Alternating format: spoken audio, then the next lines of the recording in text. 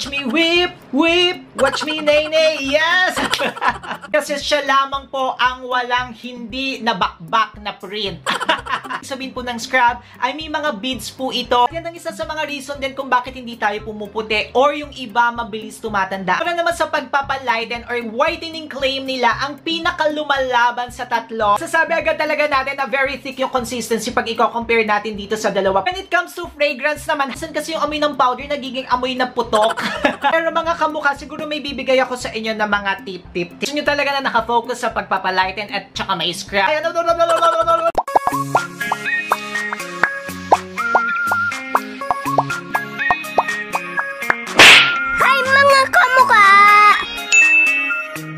Hi mga kamukha, tayo nga po yung nagbabalik. Ako po si Sir Lawrence, ang inyong human guinea pig.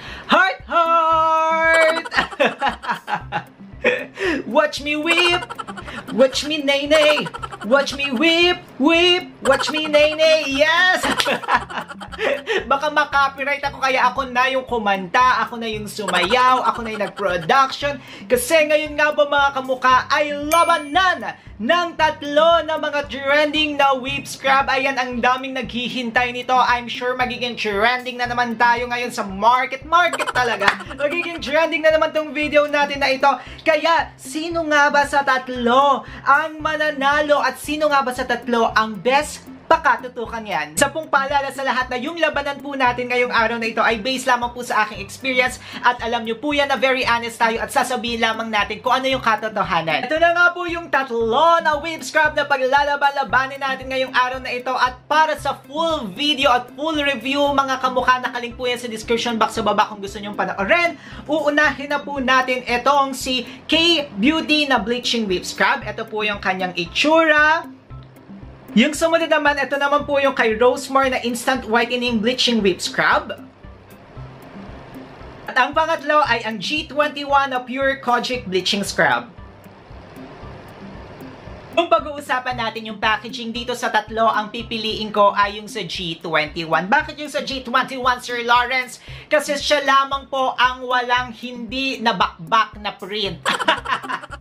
Kasi kung titingnan nyo, itong si K-Beauty, may bakbak dyan na wala, na bura yung print. Itong si Rosemar na bura, pati yung kanyang expiration date and manufacturing date na bura. Teka lang, nag-proceed na pala ako sa packaging, hindi pa natin pinag-uusapan. Ito nga po pala ay isang scrub. Ibig sabihin po ng scrub ay may mga beads po ito na nakakapag-exfoliate ng ating balat or yung mga dead skin natin. At hindi po siya pwedeng gamitin araw-araw. Yan po yung lagi kong sasabihin sa inyo. Tandaan nyo, bawal po siyang gamitin araw-araw kung ayaw nyo masira ang balat nyo. Pwede nyo po siyang gamitin ng 2 to 3 times a week lamang mga kamukha. At para naman po sa paggamit nito, usually ginagamit po natin siya after magsabon. Nasa sa inyo yan kung gusto nyong basa or medyo tuyo na po yung inyong skin. Tapos ilalagay nyo yan, magli-leave kayo ng 2 to 20 minutes, kayo na bahala. Kung marami kayong time at marami kayong gusto nyo talaga magpaganda, balik alindog program, ilagay nyo ng 30 minutes, tsaka nyo siya banlawan. Pero wag din kakalimutan na mag-patch test tayo sa ating skin para malaman natin kung compatible ba yan or hindi. Ngayon, pag-usapan naman natin ang kanilang legality. Wow, may legality si Sir Lawrence. Tayo nga po ay isa dito sa mga advocate ng FDA approved dapat ang mga gagamitin natin. At ang nakakatuwa naman mga kamukha na itong si K-Beauty at saka si G21 ay FDA approved dito sa Pilipinas. While ito naman pong si Rosemar, though hindi pa sila FDA approved, pero may CNAR na po sila. It means po na ongoing na po yung process nila sa pagpapa-FDA approve. At yan po yung lagi kong sinasabi sa inyo na kailangan FDA approve ang mga products na gagamitin natin para may assurance tayo na na-check ng FDA yan at safe gamitin sa ating katawan. Para naman sa kanilang claims, almost the same tong tatlo na ito na of course, this is a scrub. It means na exfoliate niya yung mga dead skin natin. Pangalawa, pwede nga raw pong mag-lighten ang ating skin sa paggamit itong mga product na ito. Pangatlo, pwede po niyang mapalambot, ayan, ang ating mga balat. Pero meron nga rin po sila na kanya-kanyang mga claims lang. Para naman sa formulation or ingredients list, at dapat dyan kayo tumitingin kasi yan po yung mag-e-effect sa ating katawan. Dito po medyo magkakaroon na ng pagkakatalo-talo or dito na sila medyo nagkakaiba-iba mga kamukha. Though mga scrub ito, pero may mga pagkakaiba-iba sila. Siguro uunahin po natin itong kay Miss Rosemar. Kung napanood nyo nga po yung video natin before, nakalagay nga po dito na nose rinse siya because meron nga pong ingredient nga talaga na mabilis na mapapatuyo ng ating skin. Pero upon checking nga rin po, wala po siyang titanium dioxide. Which means po kasi kapag may titanium dioxide, it's also an agent po or an ingredient po ito para sa mga ginagamit natin na mga sunscreen. Ibig sabihin po niya na meron po tayong medyo kahit na konti ay at least meron po tayo na pang-protekta para sa sun rays. Kasi kapag in-apply nga po natin o nag-scrub tayo, natanggal ang mga dead skin, ibig sabihin very bare po yan. Talagang yung skin natin ay talagang naka-expose. Kaya po kung ilalagay pa natin to tapos maaarawan tayo, medyo may pagka-bad side po yun mga kamukha or may mga negative effect po yan. Unlike ito naman pong kay K-Beauty at saka sa G21, tinignan po natin, though hindi po nila kiniklaim na pwede po itong on the go or no rinse po ito, pero may titanium dioxide naman silang dalawa mga kamukha. Pero again, kailangan pa rin po natin na maglagay ng mga sunscreen or sunblock sa ating mukha at sa buong katawan natin kapag tayo ay aalis or nasa bahay lamang po tayo para maprotektahan ang ating balat. At yan ang isa sa mga reason din kung bakit hindi tayo pumuputi or yung iba mabilis tumatanda ang kanilang mga katawan or ang kanilang mga skin kumukulubot kasi nga po dahil sa araw po yan. At kung titingnan nga po natin mga studies, kailangan po talaga na nagsa-sunscreen tayo at huwag tamad mga kamukha. Para naman sa pagpapalighten or whitening claim nila, ang pinakalumalaban sa tatlo at yung tinitingnan natin ang ingredients ay itong kay G21. Bakit ko nasabi na kay G21 talaga? Kasi siksik, liglig at umaapaw ang kanilang ingredients sa pagpapaputi. Meron po itong kojic acid na talaga namang nakakapagpaputi or pwedeng maglighten ng ating skin. May glutathione nga rin po yan na hindi ito iniinom, high glutathione na pwede siyang ilagay sa ating skin. Meron nga rin po itong papaya extract. So kung titingnan po natin talaga yung ingredients na pagpapaputi, talaga ito yung siksik, liglig at umaapaw. So ito rin naman pong dalawa natin ng mga brands ay may mga pagpapalighten or may mga pagpapaputi katulad kay K-Beauty po, meron po siyang alpha-arbutin. While ito naman kay Rosemar ay meron po ito na orange peel at saka meron po siyang ascorbic acid or vitamin C. Ngayon naman pag-usapan natin yung kanilang consistency. Kung titingnan po natin yung kanilang consistency, ang pinakalumalaban sa lahat at pinaka-whip, kasi whipped cream or whipped scrub nga po tinatawag nila. Ibig sabihin dapat magpagka-whip talaga, medyo thick ang consistency. Ang pinaka-thick po talaga ay ang sa G21. As in talagang pag ginanyan mo, hindi siya bumabagsak ng todo-todo kahit nag-alugawin mo, talagang wow, wow, wow, wow, wow, wow. So, thick din naman tong dalawang pong ito, pero kapag inalog-alog nyo ng konti, or medyo may tendency na mahulog po sila, especially nga mainit po dito sa aming bahay. May tendency na hindi natin magawa yung Dairy Queen Challenge. Dairy Queen Challenge talaga. Ngayon naman, i-check natin yung beads nila. Kasi yan nga po yung magiging scrub para sa ating katawan at magtatanggal ng ating mga dead skin. So, unahin po muna natin itong si K-Beauty. Ayan, yung kay K-Beauty, ang napansin ko dito, parang hindi consistent yung kanilang paglalagay ng mga scrub, no? Or yung paglalagay ng kanilang mga beads. Minsan, may mga part na ang dami-daming beads, or minsan, may part na walang beads siya. Ayan, parang hindi talaga halong-halo.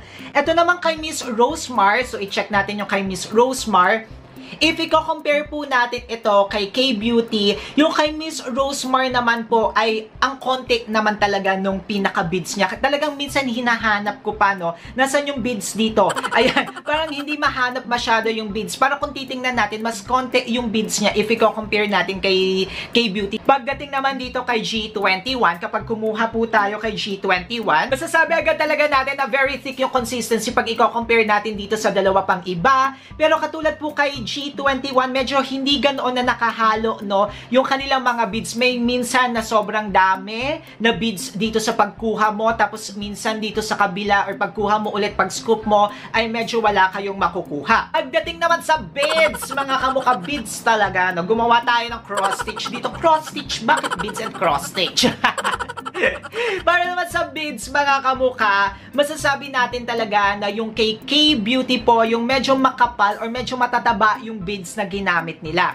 Sumunod naman po dito ay yung kay Miss Rosemar. Ayan yung kay Miss Rosemar po yung sumunod na medyo malalaki rin po yung mga butil-butil ng beads. And ang pinakamanipis sa lahat na parang iodized salt naman po is yung sa G21. So kung kayo nga po ay ayaw nyo talaga ng medyo harsh sa inyong skin or medyo delicate, sensitive ang inyong skin at ayaw nyo na talagang medyo makakapal, pipiliin nyo yung kay G21. Pero kung gusto nyo naman talaga na malinis ng todo-todo ang inyong katawan, ang pipiliin nyo po ay yung kay K-Beauty or etong pong kay Miss Rosemar. When it comes to fragrance naman, habang may mga ganito pa ako sa aking katawan, sige, i-continue na natin ito mga kamukha. Para sa fragrance naman, ang pinaka-list na hindi ko po gusto, pasensya na, preference ko po ito, ay etong kay Miss Rosemar. Medyo hindi ko po nagustuhan yung kay Miss Rosemar, though mabango naman siya at yung iba gusto ang amoy ng powder.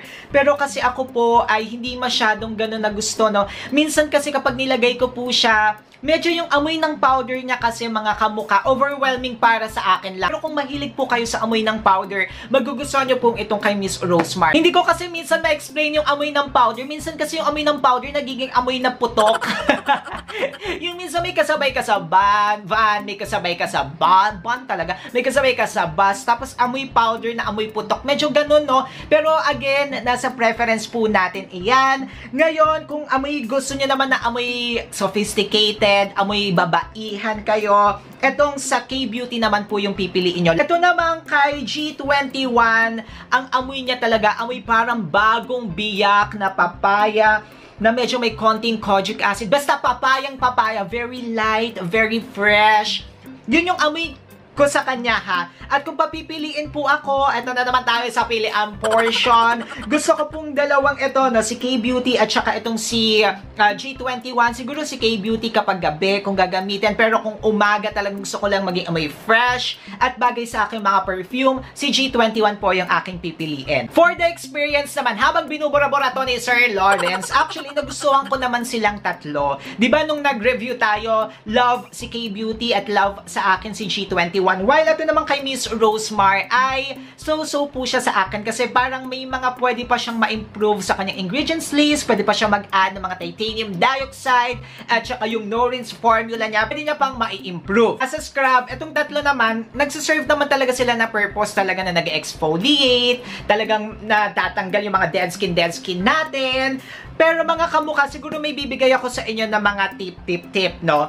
Unahin siguro po natin etong kay K-Beauty. Yung kay K-Beauty kasi ang pinaka nagustuhan ko talaga sa kanya is after mo talaga natanggalin siya ay ang lambot ng katawan or ang lambot ng skin mo. Though may katagalan nga lang po siyang tanggalin sa katawan talaga kasi madulas, pero masasabi mo talaga na lumambot yung skin mo after. Itong kay Miss Rosemar ganoon din, na katulad nitong kay K-Beauty, pero mas mabilis nga lang po ito na ma-rinse, no? If i-compare ko siya kay K-Beauty. As in kapag nalagay mo siya tapos ni-rinse mo, mas mabilis ng konti kay K-Beauty. Yung finish naman nitong Rosemar, okay din siya, no? Okay din yung finish niya, malambot sa ating skin, okay na okay para sa mayroong dry skin.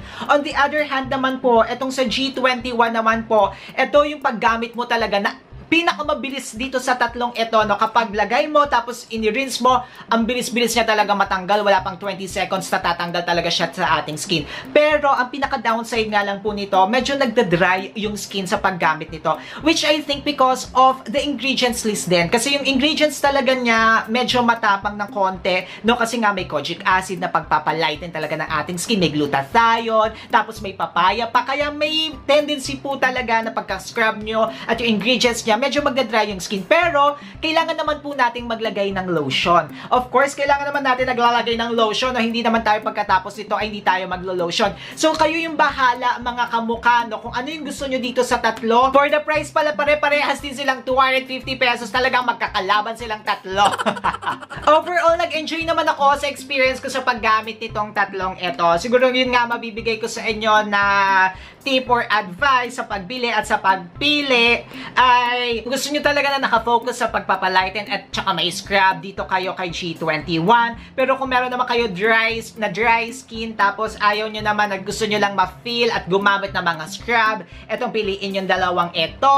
So nasa sa inyo talaga yan mga kamukha kung ano yung gusto nyong gamitin dito sa tatlong to at nasa mga kamay nyo na kung ano yung bibilhin nyo. Lagi ko nga rin pinapaalala na dapat hindi lang tayo magbe-base sa isang product, dapat nga rin po yan panglabas at pangloob natin ang inaayos natin. At sa mga gustong mag-take ng glutathione, sa mga first timers natin, panoorin nyo tong video na ito. Ayan, habang nanonood kayo niyan, isabay nyo ito, ayan, para mag-glowing skin kayo at hindi lang magbe-base sa isang product. Mag-subscribe na rin kayo dito sa ating channel. I-go nyo na matatapos sa tong video na to. Ayan,